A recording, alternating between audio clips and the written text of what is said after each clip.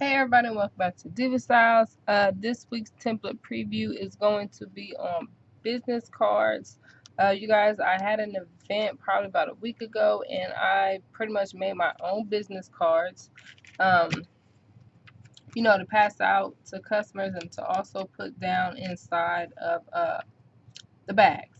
So, you guys, these things actually turned out like awesome, awesome, awesome, awesome. Like I put these together at the last minute. Yeah, these are the size of like an actual business card. They look professional, they look good.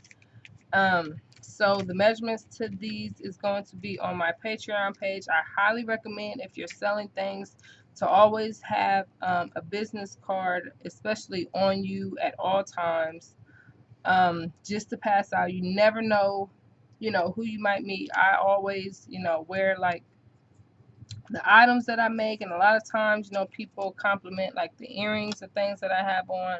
So yes, always have these bad boys on you, or even to take up to like businesses and to have set at like the cash register.